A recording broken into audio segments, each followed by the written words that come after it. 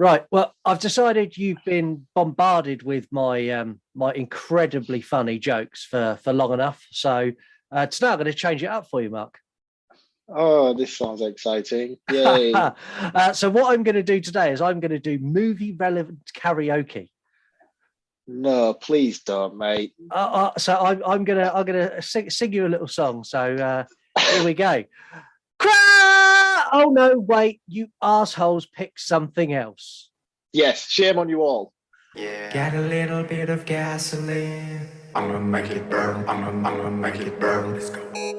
You are now listening to the You Run podcast, the only horror movie review podcast completely run and controlled, not by me and Mark, your hosts, but by you, our listeners. Hey, Scoob, we're on the radio, bro. You want to die tonight? Zoinks! You choose the movies. You score them. You review them. You do it all. Because after all, this is not our show. This is your show. I'm your number one fan, Mr. Man. It's not perfect. It has its problems. The You Run podcast. It was just weird. I don't know. I guess like a weird thought. The You Run podcast. Bitch, you better not forget about me. Don't you ever forget about me. Hey, this is Naomi Grossman, best known as Pepper from American Horror Story. Hi, it's Imitation Dave. Buddy, you son of a bitch. Just make sure you fucking listen. This was fucking incredible. He's the one you need to blame. Get a little bit of gasoline. I'm gonna make it burn. I'm gonna make it burn. Let's go. I'm gonna make it burn. Hello, welcome to the You Run podcast. My name is Scott, and today I'm your incredibly sulky, thoroughly pissed off host, and I'm joined by Mark from MW Horror Reviews, now You Run podcast member. Were you napping? Have I just woken you up? Yeah, sorry, man. I was completely off guard there. I felt like I was listening rather than participating. yeah, it's different now. You're not just a listener. You need to be part of the show too. Right, okay, I apologize. Right, I'm ready now. Let's go. Okay. I can't even bring myself to talk about the hideous and heinous thing that the listeners have done to us. We put a poll out for Vampire Week, and we had all these incredible vampire movies. We had Fright Night. We had there was loads. The final was The Lost Boys versus Buffy the Vampire Slayer. You done the unthinkable to my shock and horror, and picked this shit. I just met this girl named Buffy. I'm Pike. Pike isn't a name, it's a fish. I liked her even though she seemed kind of flaky. But as it turns out... You have been chosen, Buffy. To do what? To stop the vampires. Does Elvis talk to you? And things started getting weird around here. Are we having a nightmare? You threw a knife at my head. And you caught it. She was the one person I could really count on. Kill him a lot. Hi. What are you doing here? What am I doing here? I'm saving your butt. That is a bad guy. Can we go, please? The Slayer is unmasked. Let's finish it. I think this relationship has potential. Hi. How's it going? You're obviously having a bad hair day. If she can just get rid of those other guys in her life. Stab him in the heart. Christy Swanson. I am so sure. Donald Sutherland. Paul Rubens. With Rutger Hauer and Luke Perry. Buffy, you're not like other girls. Yes, I am. Buffy the Vampire Slayer. I didn't even break a nail. Directed by Fran Rubel Kazooie. Yeah, I'm feeling like there needs to be some sort of repercussions for this. Like, we need to have some sort of system where 3 strikes and you're out, and we take away a little bit of control from the listeners, because I can't go through many more of these. But I don't think they're going to buy that. We're just going to have to swallow this one and see what we think of it. So now, having listened to the trailer, as you can tell, I'm even more fired up for this episode. How about you, Mark? Yeah, this is not going to be enjoyable for me at all. Well, I think you should just lighten the tone, cheer me up a bit. Check it out.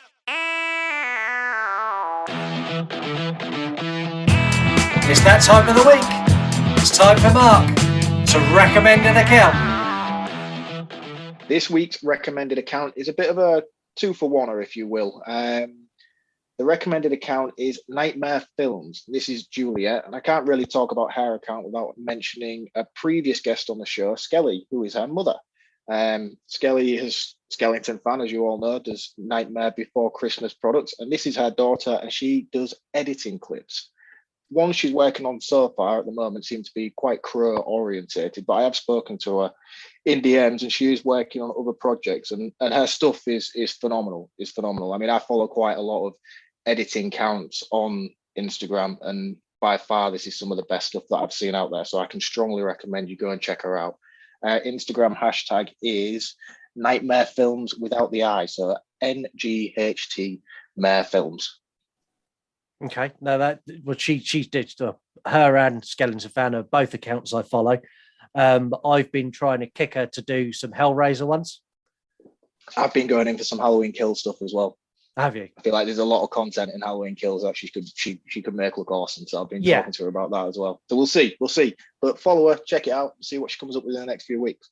Yeah, she's great. So yeah, do go and follow her, and go and follow Skellington fan, and both of those will be on this show later this season.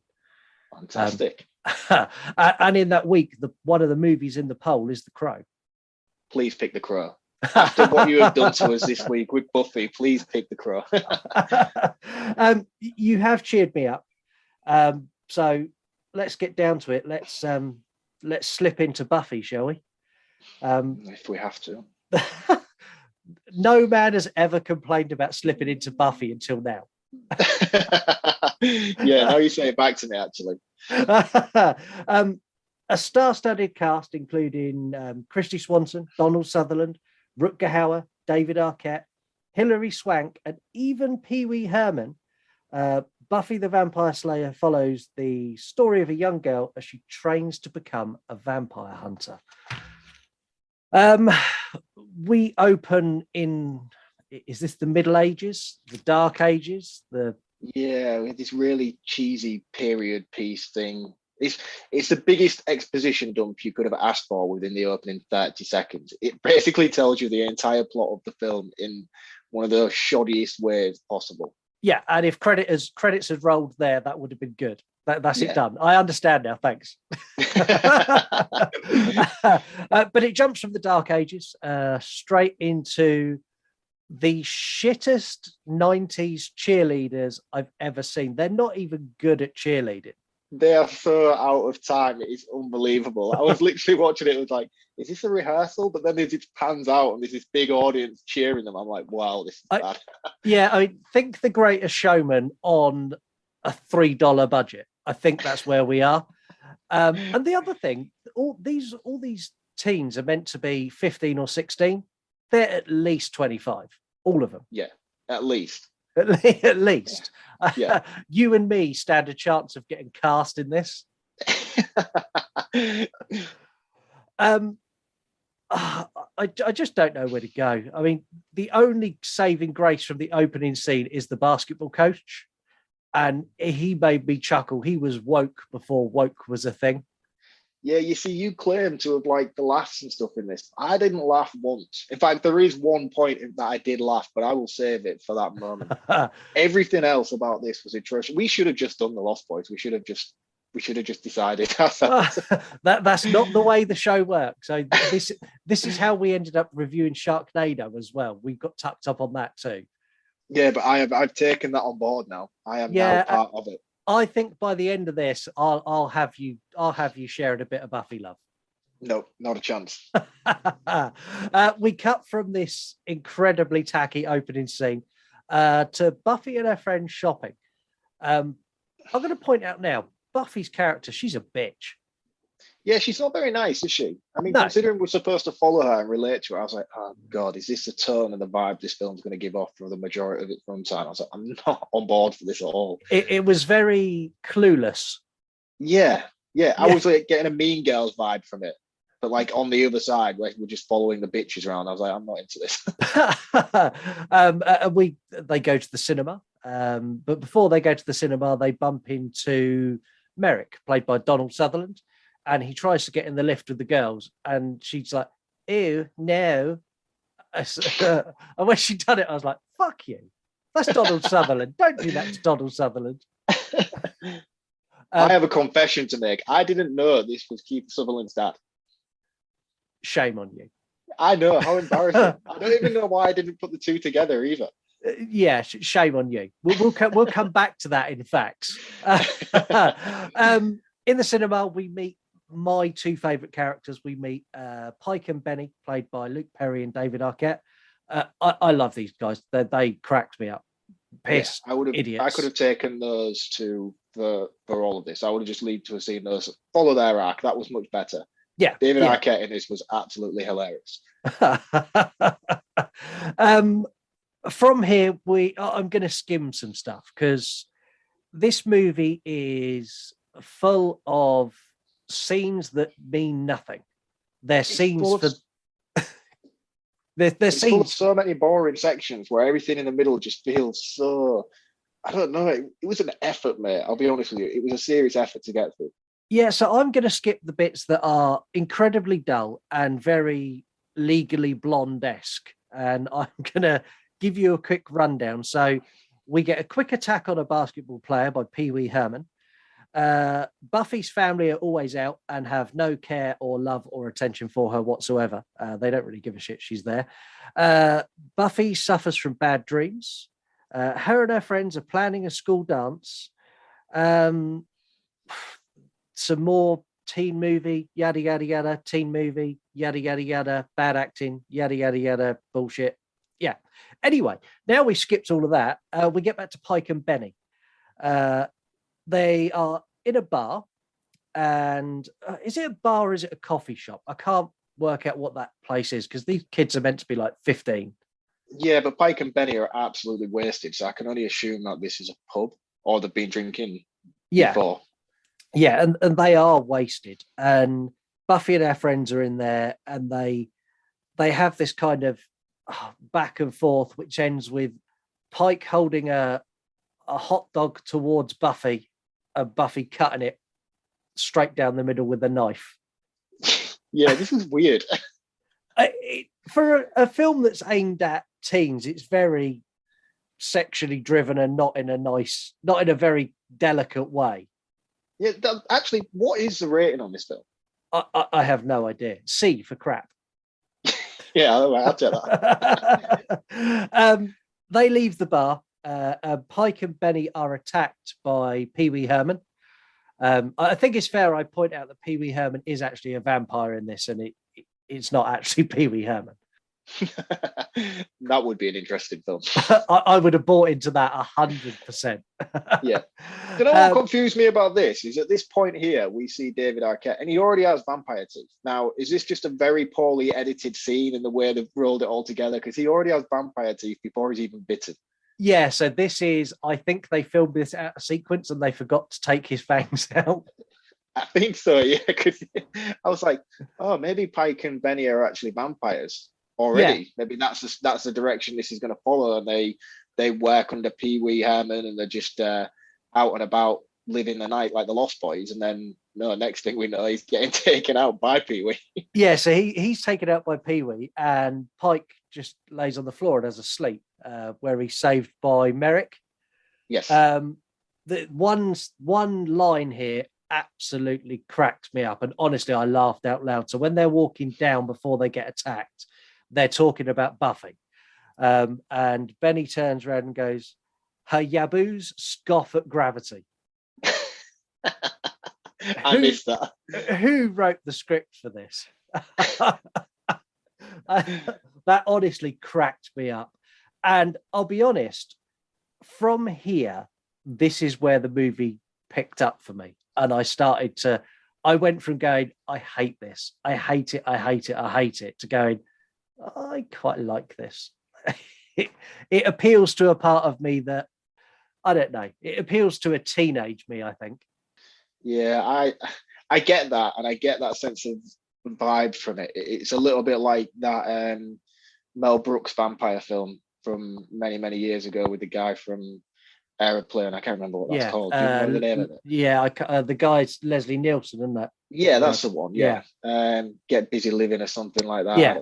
I don't know. Dracula Dead and Loving It or something like that. Yeah. That's a very funny, spooky thing. And this has a similar sort of tone to it. Just for me, nothing landed. There was no, I didn't laugh at the comedy. I didn't get the sarcastic nature and silliness of the tone that it was providing. I was just fed up, mate. Fed up very early on. We get the next scene we get is Merrick meets Buffy for the first time. So you see a bit of shitty cheerleading practice again, which again is all out of time. And Buffy stays to do some gymnastics. And as soon as she started doing gymnastics, I went, actually, this is starting to look a bit better now. She's quite talented. Her stunt double is extremely talented, and obviously a stunt double in most of these scenes. And it's edited together so daftly that you can see the way that the stunt double leaves the screen and she just miraculously pops in from the side. I was like, fuck sake. Almost to the point where it's done intentionally for comedic value. Merrick opens with the line, "Come to the graveyard with me." Yeah, this was a bit creepy. It was so creepy. And Buffy's like, Buffy even addressed it like, no, you're one of those guys who likes like younger girls. No, I'm not coming to the graveyard with me.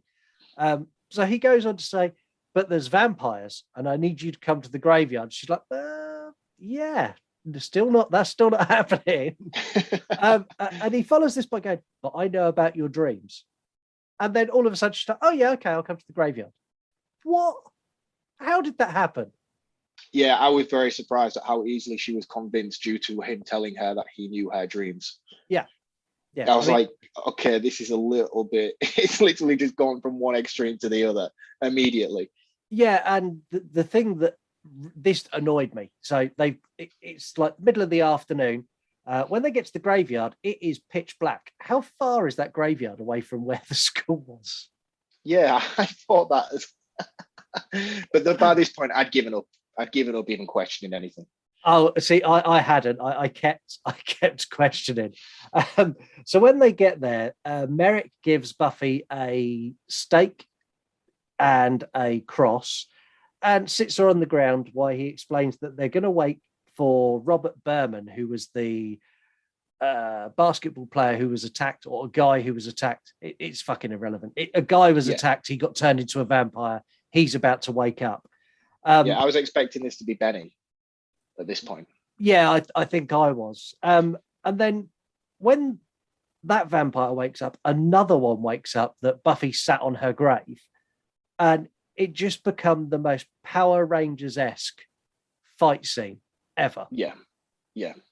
And to be honest with you, in this moment, I'm not sure how convinced I would be whether any of this was real. Like, she immediately stakes one of them. Like, at this point, I'd be like, are vampires even real, or am I about to just commit murder over a prank? I'd still be thinking someone was trying to set me up as if it was like a joke. Yeah. But she just goes full savage and just mercilessly takes these two out immediately. Yeah, and very, very well, actually. She's very convincing kills for them. The only thing that's not convincing is the stake doesn't go in. She kind of pushes it down and twists her hand, so it kind of lays across them. Which again, I don't know. I want someone to call in. So someone call into the show, go to yourunpodcast.com, click on where it says record us a voicemail, and explain to me if this is meant to be a serious film or if this is a spoof, because I genuinely can't decide. I can't either, and I don't understand where that line is. No, because there's certain actors in this, like Donald Sutherland, who are playing this straight as they can. He's fully in for that character. He is the Slayer trainer. And maybe that harkens back to what you said earlier about it originally being intended as a horror film. So maybe all these great cast members signed on with the intention of making something that they ended up not making at all. Yeah, and yeah, this is definitely not a horror movie. No. We get Vampire Benny now. Vampire Benny I liked, where he's just hovering outside Pike's window and basically saying that he wants to come in. we also find out here that they need to know the Slayer's name. And I don't understand why. I didn't understand why her name was important. No, I've got something I need to ask about that, but it's not till later on. Okay, We'll come back to that. we'll get to that. We cut into training montage. Yes. The worst Rocky training montage I've ever seen. And it's done to like this 90s, I don't know, 90s pop. Think the Rocky training montage, but now stick like a 90s pop track over it and loads of like bad visual gags where she like gets hit by the boxing bag as it swings back and gets her. And it's so bad, but I laughed all the way through it. Oh man, I'm so surprised at you. This was dreadful. Like there wasn't a single moment in this where I was like, yeah, I get where you're going with this. It was just almost cringe. And I don't like to use that word, but it was literally cringe. Yeah, see, I liked it. And at the end of this training montage show, Benny's gone to visit Pike, and Pike knows that Benny is now a vampire. So you get Pike trying to skip town. Did you notice the truck he was skipping town in, what it was? No, I just noticed a young Thomas Jane who was his boss at the mechanic place. I didn't know what truck. It was the Mystery Machine, just not fully painted, even the same blue. Oh, was it really? Yeah. Oh, I was going to say I'll go back and watch it, but there's no fucking way I'm going back and watching any of this shit. So as soon as he got in that, I was like, that's the Mystery. Oh, this is cool. I like this. This is great.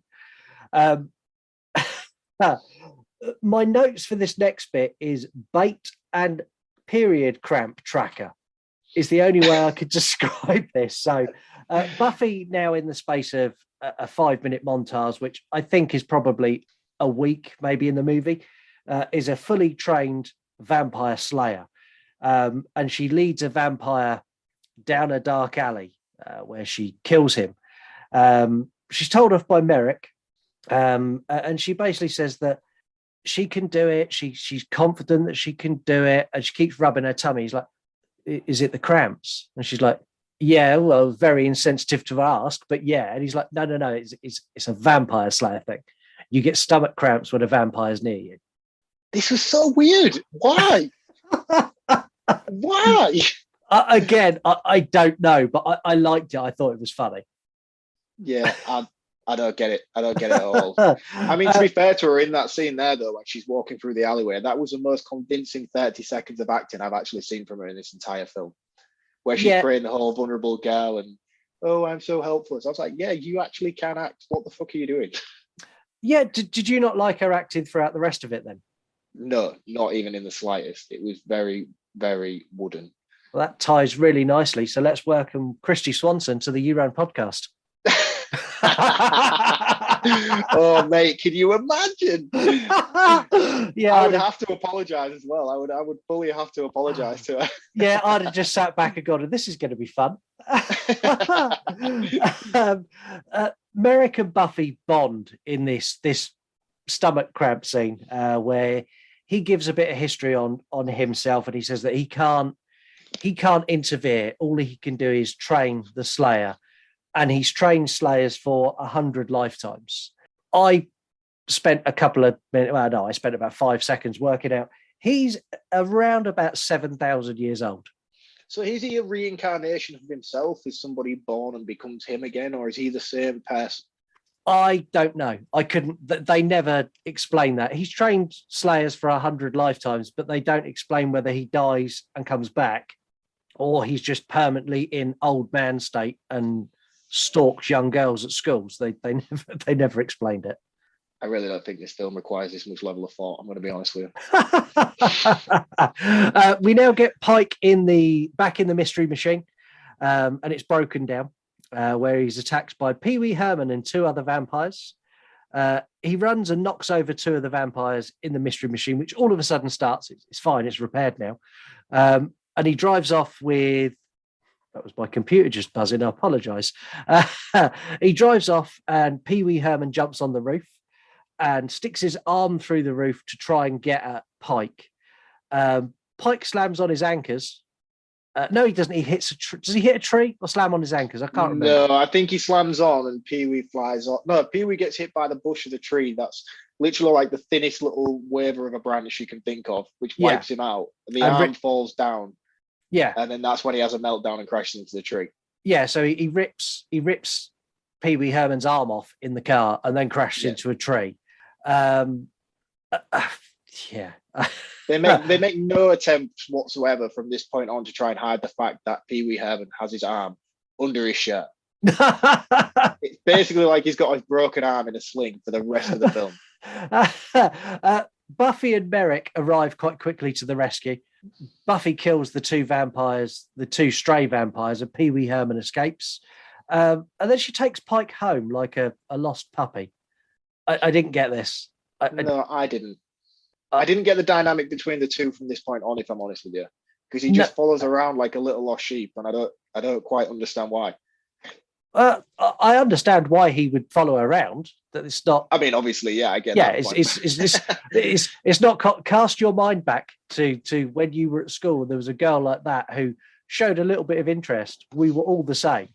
Yeah. Okay. Yeah, I get it. But they bond, and in a 2-second scene, they try to portray that they've fallen in love, and it's literally 2 seconds where they play a little bit of music and they stare at each other's eyes, and it's almost that they ram down your throat. They're in love now. Accept it. Yeah. They live happily ever after, and so forth. Yeah, exactly. There's a scene in here that I thought was brilliant, and I know you're going to hate on it. So Buffy's change in behaviour earns her a trip to the principal's office because she's acting different now. She's a vampire slayer and she's doing weird things. She's up all night, so she's tired when she gets to school, etc. Yeah, and he basically pulls her into the office and goes, "Is it drugs?" And he does it in the most uncomfortable, creepy ways. Like, "Is it drugs? Don't worry, I understand. Because when I was younger, I used to drop acid." And then tells this story about when he dropped acid. I was like, "The fuck?" Oh, I think I must have zoned out at this point. Did you miss that completely? Yeah, I did. And she puts a thumbtack in her mouth and spits it and kills a fly that's flying around the room. Yeah, I thought that was pretty impressive. I did like that. For everything that does go on in this film, I thought that was quite a clever way to insinuate that she was exceptional at what she's now doing. Yeah, and you're going to say that was the stunt double.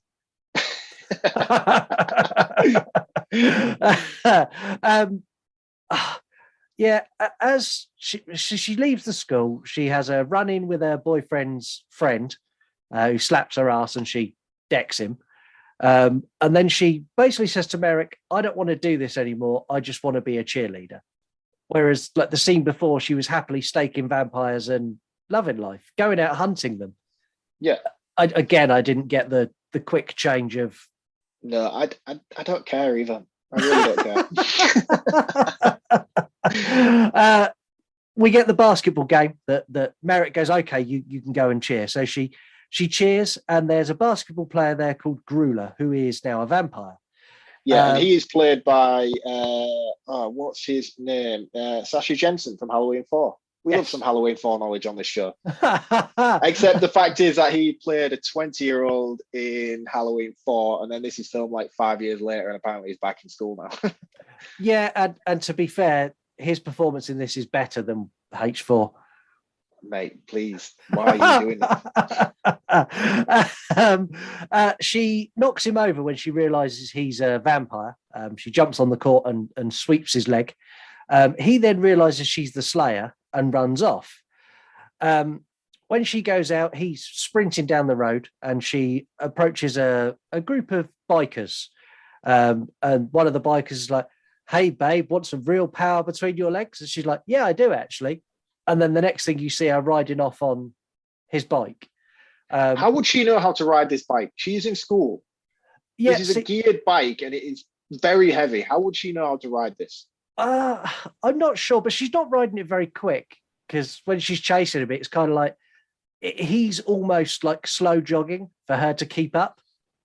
Yeah, but the gear systems on a motorbike are quite complex. Now, if you've never ridden a motorbike, I'm not saying I'm a motorbike expert because I'm really not. I don't own a bike or anything, but I know that it's a complex system to be able to ride one. In case of turning the handle and it goes, you have to literally know. Do you know what? Move on, mate. I don't even know why. And there's also, this is a sign of the times quote in this. As she drives away, the biker shouts, "You're a dyke, and I will tell everyone you're a dyke." And I was like, oh my fucking God. Who wrote this script? Seriously, who wrote this script? Oh, dear. She gets to Grula and they meet up in this. Is it a fun? This is a straight rip-off of The Lost Boys. We want a fun fair. We want a vampire at a fun fair. Yeah, it's like the most knockoff fun fair set thing you've ever seen, and it's always fixated on one particular corner because that's all they could afford to build. Yeah, and that corner's got a carousel in it, which is a straight rip-off from The Lost Boys. Yeah. Should have definitely just done The Lost Boys. She gets there and she's having a fight with Grula, and Pike arrives and kills Grula. Buffy kills the other two or one of the other vampires who turns up, and then there is the biggest continuity error I've ever seen in a film, and it's so glaringly obvious. They make no attempt to hide it whatsoever. So Buffy kills the three vampires. Pike kills Grula. Buffy kills the other one. The third one is attacking Pike.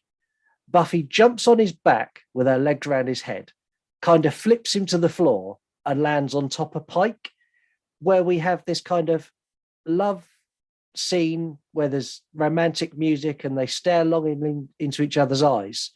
The other vampire is never mentioned or seen again. But nobody's paying this much attention, man. Why are you doing this to yourself? See, I paid this much attention. Just goes to show how professional you actually are. Yeah. We now get Luthos and Merrick. So after they've had this little love scene, we don't jump to another scene. This is all in the same point.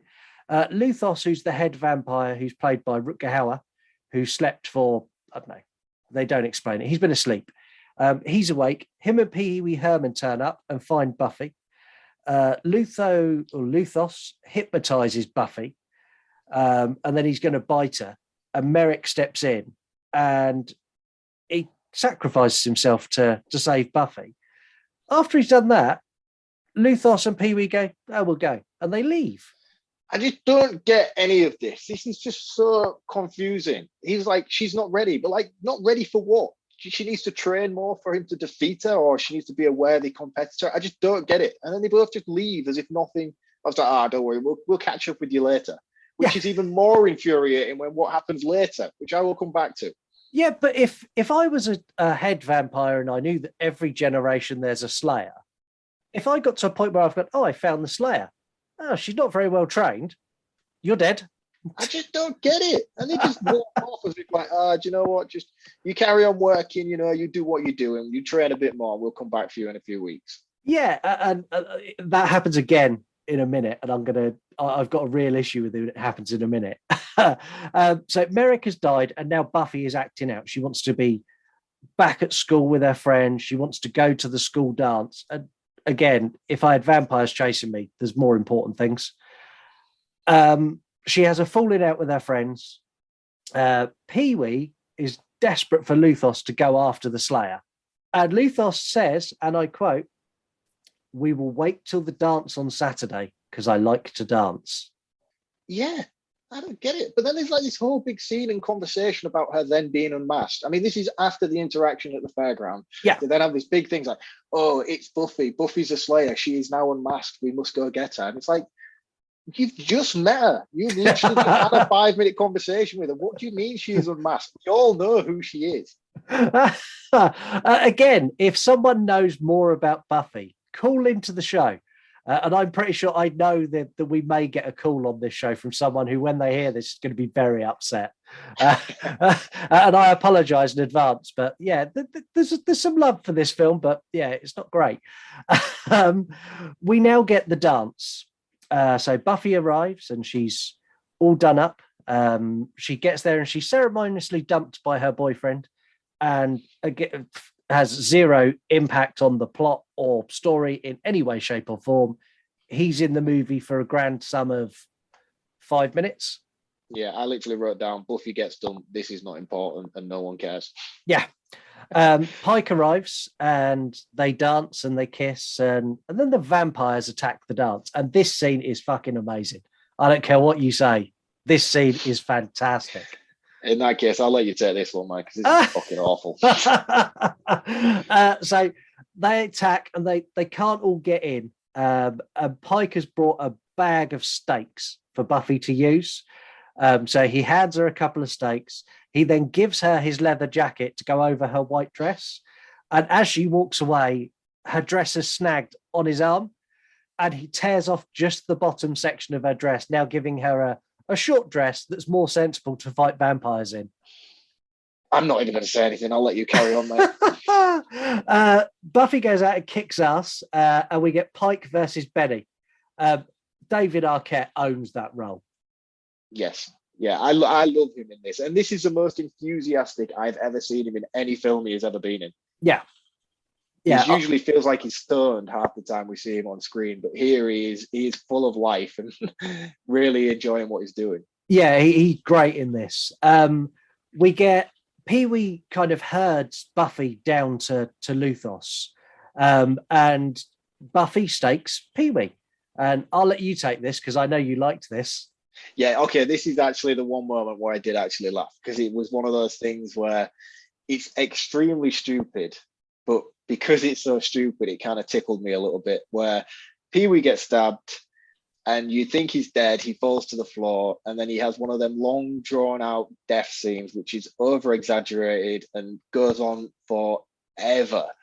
Yeah, and it really, I mean, it's like, ah, and then he goes still, and then he goes, ah, it's fantastic. And I don't think anyone else could have delivered that as well as Pee-wee Herman. I do know his real name, but he's staying as Pee-wee. Yeah, and I mean, I have seen this done in other films before, but it just made me laugh a lot. I don't know whether I was just so depressed by this point that this was the only glimmer of hope that was left or what, but I like this. Yeah, I really, really liked this. So after she staked him, Luthos tries to hypnotize Buffy again. And now she can't be hypnotized. All of a sudden, like magic, he's no longer got power over her. She holds up a cross to his face. He's like, what's that going to do? And I don't know if he uses magic or what he does, but he sets it on fire. And then she sprays hairspray on it to burn his face. And this CGI is fucking abysmal, by the way. I could do better on. I could do it better on like a Microsoft Paint. I think it was that bad. And he's clearly unfazed by this and just blows this out and continues about his death. Yeah, and they move from here and they go back up to the gym. And I didn't understand the location move. There's no need to do that. No. They were like in a basement area. We could have had the final fight there, but they go back up to the gym to have the final battle on the basketball court. Oh, yeah. Yeah, no, I don't get that either. I don't understand why. So back on the basketball court, when you get there, you've got the teacher again, I love, who's going around handing out detention slips to all the dead vampires. Luthos arrives and pulls out a really big sword, and Buffy kills him. That's the long and short of it. Really quick. It is the most unfulfilling. There was no stakes. No pun intended. There was literally no stakes in this moment. It literally happened. They had a sort of poorly choreographed fight scene which lasted about 2 seconds, and he was just dispatched as if nothing had ever happened. Yeah, and then you get a slow dance with Pike and Buffy dancing, and then credits roll, where you get a news report where they're talking to people at the school, and you get another snippet of Pee-wee Herman still dying. There was one of those news reports that actually made me laugh, and it was the one where Buffy's ex-boyfriend was now with her friend, and they've clearly just had sex, and she's like shamed by it all. She's like, I can't believe I let you do that to me. And then you just see the awkwardness of the bloke stood there, and I was like, yeah, that was really funny. Did you catch that bit? No, I didn't. No, you should go back. No. Don't go back. Don't go back. I'm definitely not. All I could say is this movie is crap, but I thoroughly enjoyed it. Let's find out what you all thought.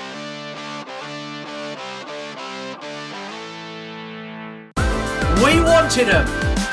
You delivered them. It's this week's Pre-Word Reviews from the listeners. Enjoyer of Worlds loved every viewing, and they're a mixed fandom account. Superficial Mel, stakes were high. She's one half of Damn Fine TV podcast. Horror Review Girl, where it all began. She's obviously a horror reviewer. It's Elise, who's been on the show, who I'm pretty sure is going to call in and complain. Video Tasties replied to Elise with another 3-word review and ended it. Oh, I can't imagine that ended well for him. To be honest with you, I'd like to know what Elise's take is on this, because I know she's a big fan of the TV show, but whether she actually gives a shit about this or not, because they are very contrastingly different shows out there. The tone is wildly opposite to what this is. Yeah, it is. We've got Nightmare on Woodsboro Lake, hotter than Geller. Your thoughts on this? Swanson or Geller? I would go Swanson. Yeah, me too. Me too. Sorry, Geller. And then the final one, we've got Hots Movie Talk, 90s Best Classic, and they're a horror account. Wow. There's so much love for this. There was no hate in the 3-word reviews. I looked for some. I don't get it. I'm curious to know the scores for this week.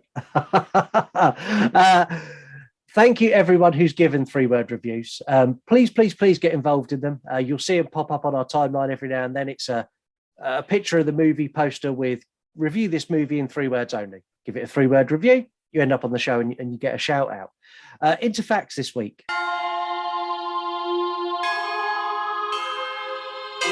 It's time to find out what you know about this movie and what we know. It's facts. We've got Mistress X, Voorhees X. When Merrick died, he sang "The Rest is Silence," which is a homage to Hamlet. The screenwriter literally said, "Fuck you guys, I'm going home," when they were filming this, and kept he got fucked off because they kept changing things because this was meant to be much darker. It was meant to be a horror movie. I think this would have done better as a horror. I think so. Yeah, I think there's a lot going for this. There's a good cast. The story fleshed out a little bit better and told in a more narrative direction. I think like it could have been quite good. Yeah, if you offered this cast to any director, even now, they would rip your arm off. Yeah, I just feel like it was so misguided in the direction it took. Yeah, it definitely was. So my facts for this. So this was the theatrical debut of Hilary Swank, who's gone on to be a global megastar and Oscar winner. Donald Sutherland, Merrick, is Kiefer Sutherland's dad. He plays a vampire hunter in this, and Kiefer Sutherland famously played a vampire in The Lost Boys. I still can't believe you didn't know that. Do you know what? It's just not something that's ever crossed my mind. I've just never thought to put the two together. Now you say it, I'm like, how stupid of me not to know this. They even look the same. Yeah, they do. Pee-wee's death scene was 100% improvised, and he fought to keep it in the movie. I can buy that as well. Yeah, yeah, and I'm glad he fought to keep it in. Yeah, because it's the best bit of the film. This spawned a cult TV show of the same name, which went on to be incredibly successful, and is allegedly about to get a reboot. Really? Film, TV, or going to be a new series. So they announced it in 2019. Summer last year, they said that they've got a script together, and they've not said anything since, but it's not been cancelled. It is still happening. Kirsty Swanson. Yeah, I'm going to start that again because I've been completely blank there. Chris, I can understand why, because I know where this is going. I completely zoned out. Then I was reading my facts, and then my mind went somewhere else. So Kirsty Swanson in 2002 gave teen boys and teen girls all across the world who watched Buffy the Vampire Slayer a long-awaited dream come true, as she posed for a centerfold for Playboy. And when her career not going very well at this point, or no, her career was still doing well. She done this because she wanted to. More power to her. Yeah, 100%. And I know when I told you, you were like, bullshit. No, she didn't. And then I sent you a picture and you were like, oh my God.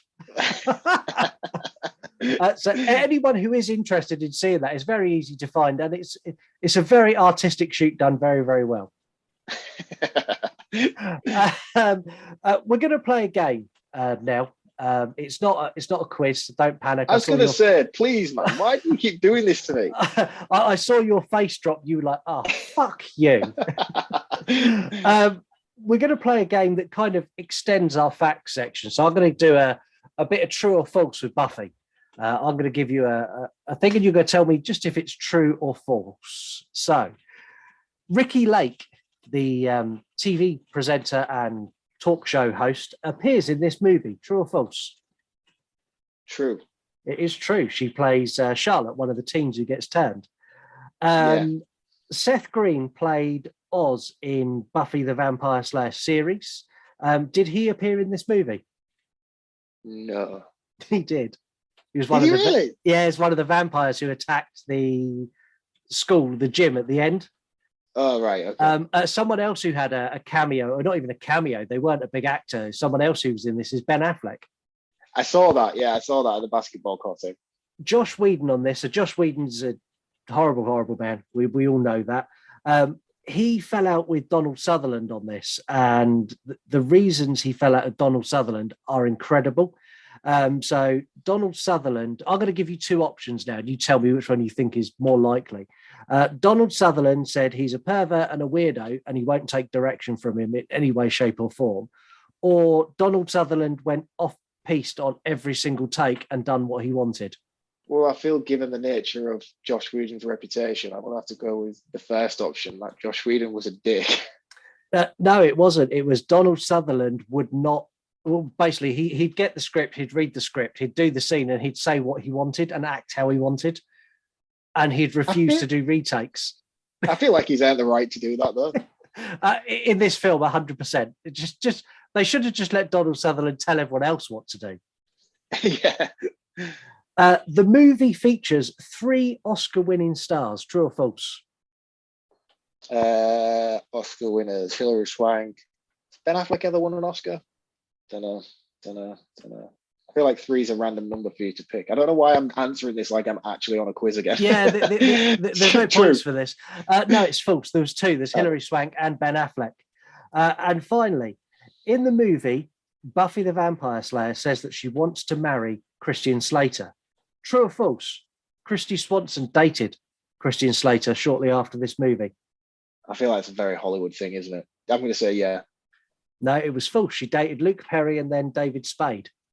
The weird little guy with the long hair? Yeah. David Spade is in from Grown Ups, David Spade.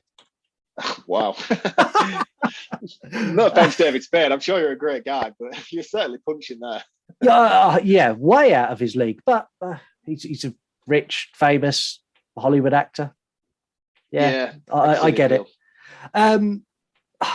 I thought I was going to absolutely hate this, and I know I've given it a kick in. I've said the script is bad, the effects are bad, the acting's bad.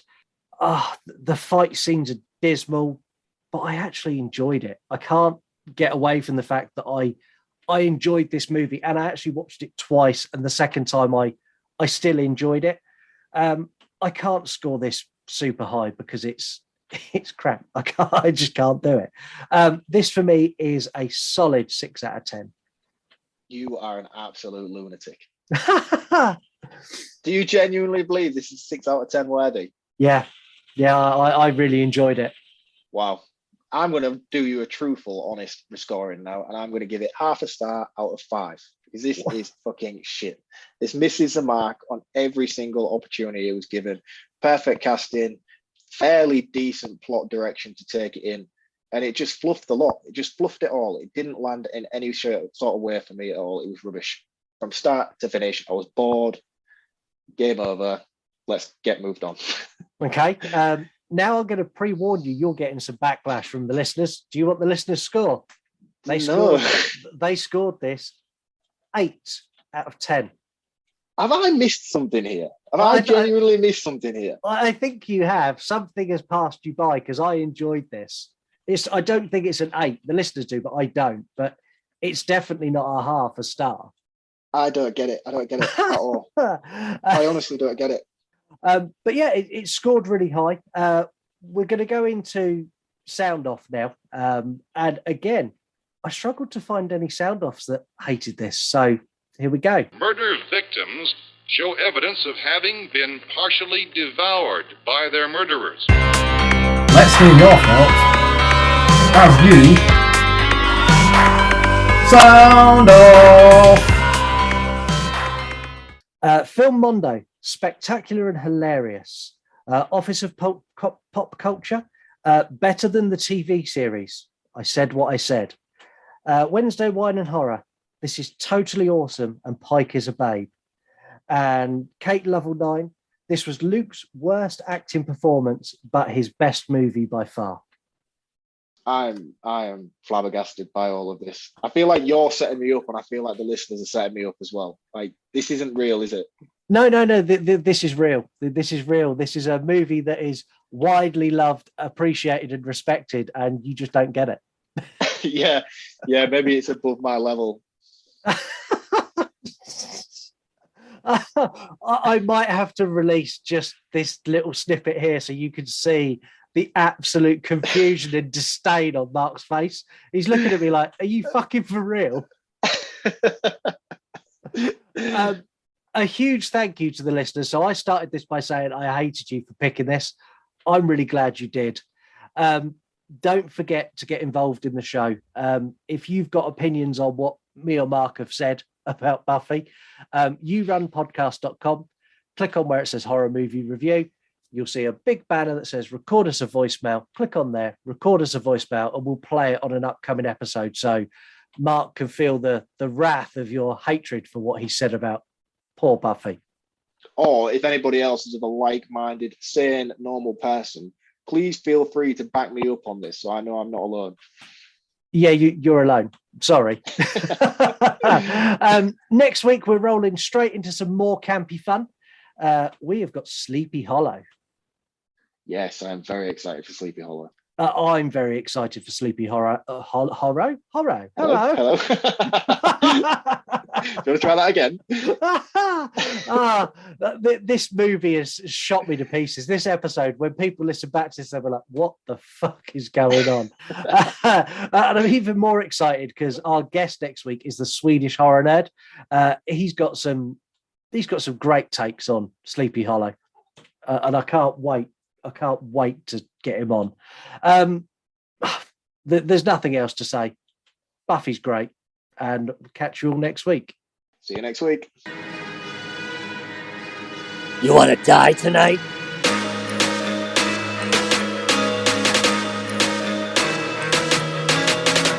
Thank you for listening to this week's episode of the You Run podcast. Don't forget to get involved in the show. All you need to do is head to our website, yourunpodcast.com. This is not our show. This is your show.